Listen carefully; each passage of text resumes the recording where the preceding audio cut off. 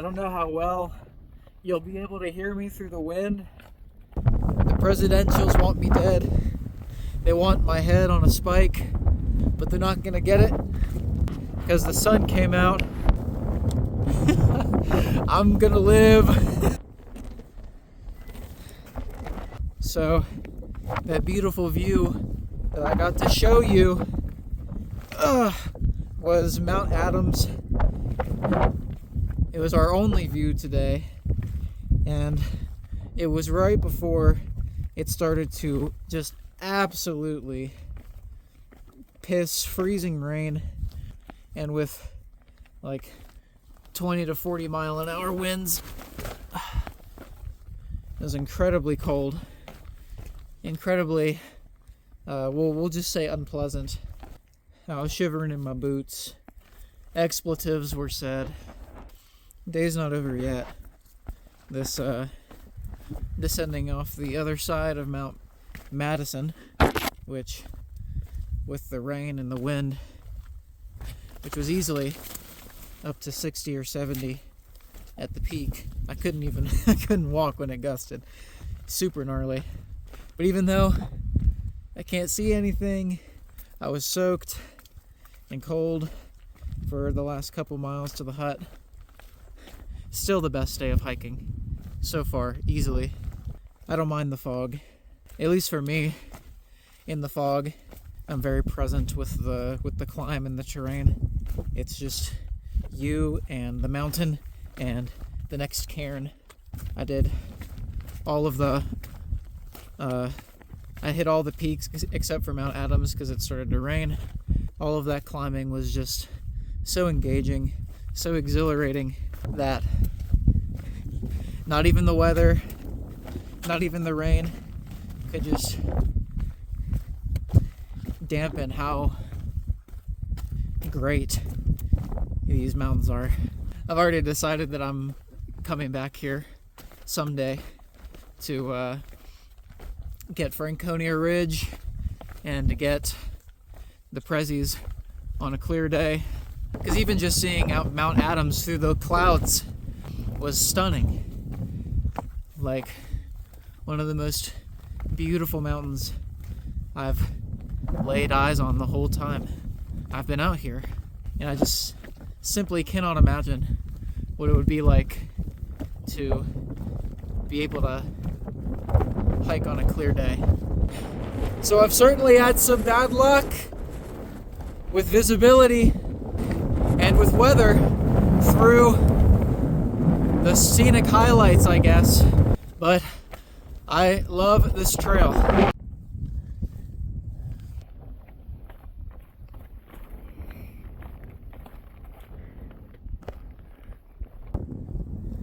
So while I have the visibility to show you, there's Mount Washington.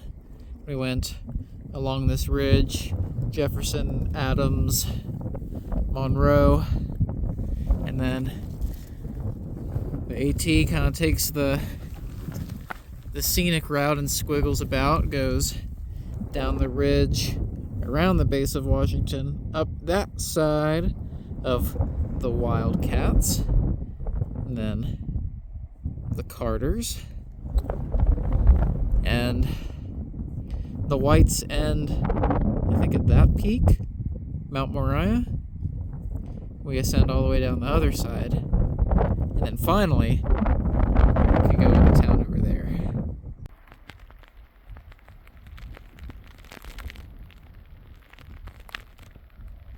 Good morning. Took a 0 yesterday to wait out some bad weather. Our timing through the Whites has been quite terrible because it hasn't been raining at all this summer, and then, you know, of course we're coming through. We've been rained on twice, and avoided a day of rain yesterday. Today is Wildcat Mountain and the Carters. This climb out of Pinkham Notch is notable for having the steepest mile on the AT. So yeah, looking forward to doing that. Not wet. For how bad it looks, not that bad. There's nothing really technical about it. Just big steps.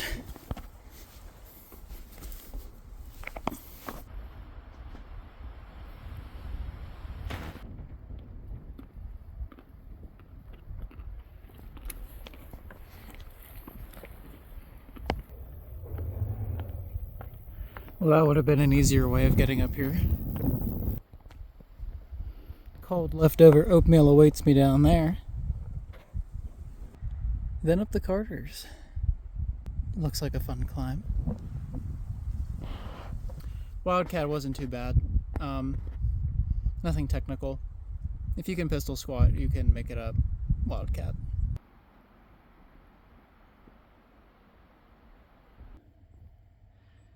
Presidentials are still shrouded in doom and gloom. But here's where we're going. That peak right over there is the last major peak of the Whites. But maybe you can see beyond the mountain. I don't know if my camera can pick this up. Stuff like that. The mountains don't get any smaller. Good morning. We get our first view of the presidentials. Washington, Clay, Jefferson, Adams, Madison. Oh, it's a shame. Only one I didn't get. I'm just approaching the summit of Mount Moriah, and this is the last peak of the Whites. Easily my favorite section so far. It has been a beautiful, wonderful time. The climbs have been engaging, and I'll absolutely be coming back for clearer days. Today I will be finishing out most of New Hampshire, and tomorrow is Maine.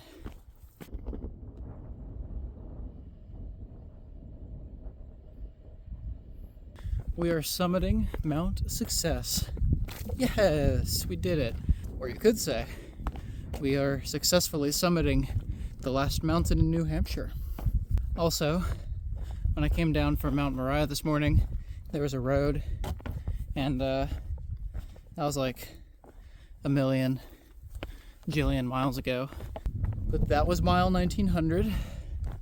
So, happy belated 1900.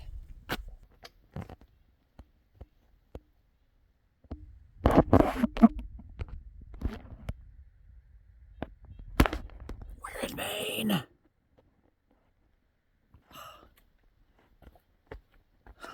I don't even have words, man.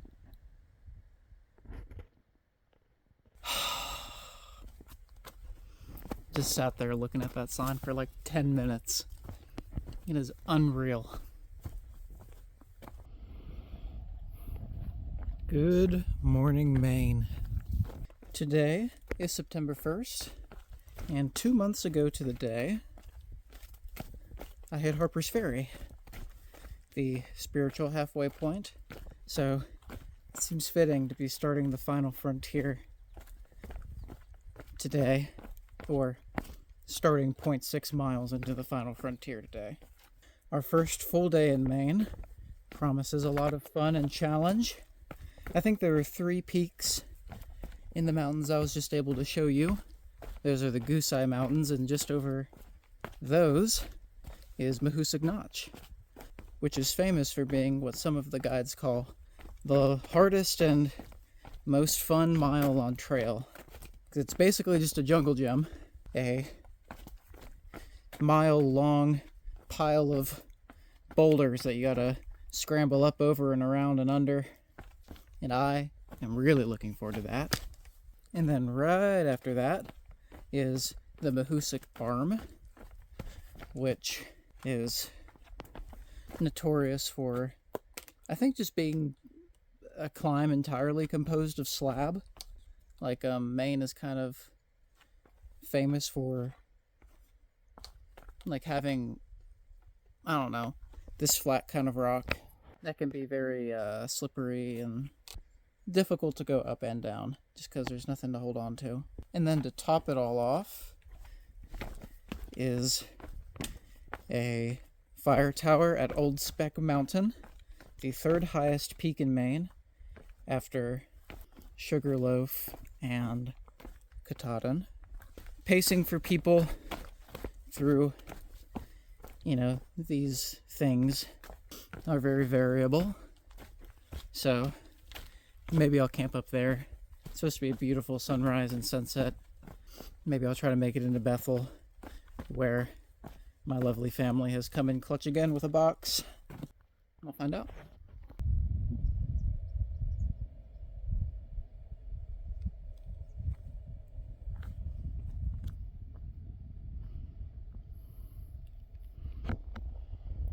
That's Old Speck. And just below it, covered by that hump right there, is the notch. Poles stowed. The Mahoosuc notch is notching. It's the first time I've ever stopped to stow my poles. Let's go. It's like a puzzle. Hand, foot, the other foot, lean, because I'm doing this with one hand. Hand up here. Squeeze the glutes. Other foot here. And here. And oh, we're good. Yeah, new challenge. One-handed Mahoosuc notch.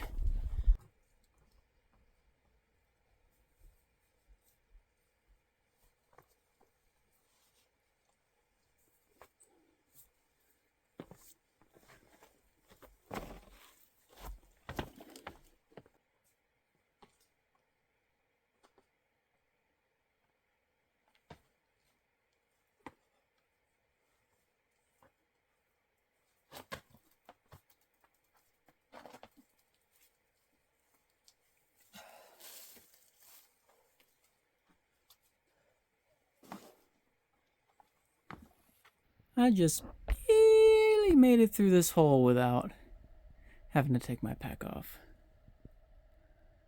Wait, it wants you to go down? I came from up. Well, this ought to be fun. Hands and knees.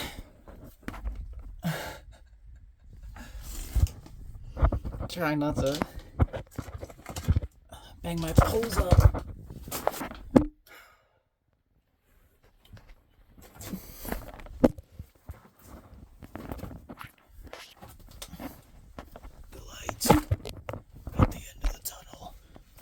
Coming out of the notch took me 59 minutes with those breaks to do some filming, so not bad at all. I wouldn't call it one of the most difficult miles, but it was one of the most fun. It's been like half a mile of uphill, and it's been like very normal, very typical for the stuff we've been through in New Hampshire. And I'm like, what are these guys on about? I mean, I reckon that's it. Or will be my life for the next mile. Up and out. NOBOs have a pretty bad fear-mongering problem where everything difficult is just about world-ending. There's Old Speck with a barely visible observation tower, of course. Trying to camp up there tonight. Making great time. If I was focused on speed today, I could have gone further into Bethel to get my package, but it is Labor Day. Totally forgot about that. So even if I had hustled to get there in time, there'd be no point. Just gonna be a 14-mile day to Old Speck, catch the sunset and then the sunrise, hitch into town.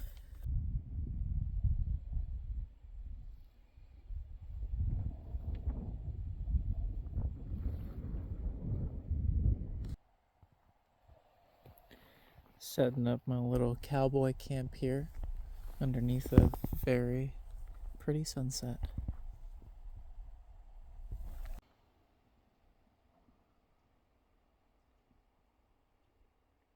So I'm having a weird day.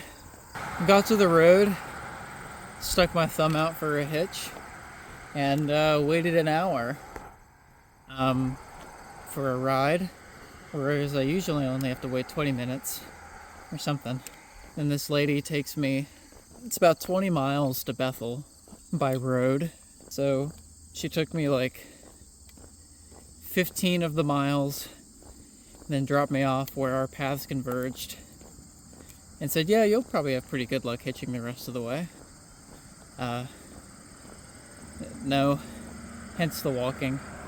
But this is in a sort of stark contrast compared to what I was told Maine would be like. Everyone's like, oh yeah, Maine, you get easy hitches in Maine. All the locals are cool. Maine's the kind of state where someone will just pull over and ask you if you need a ride. Now I know I'm not sticking my thumb out because I'm talking to you, but rest assured, that is not the case so far, and I hope Maine will prove me wrong in the future. Good morning. It is next morning from yesterday. Yesterday did not go how I wanted it to go. So, in the grand scheme of things, I was cool with waiting an hour for a hitch. Someone, a very nice local, did end up picking me up on that road a couple miles before town. What I did not have time for was my box, which is supposed to be there on the 28th of August, not arriving until sometime today. So, unfortunately, this is another tally mark against the United States Postal Service. I just told them to ship it up to the next town, hoping that it will make it to me. I checked in the morning when I got there. No box. They said they might get it in the afternoon, so I waited around all day. No box.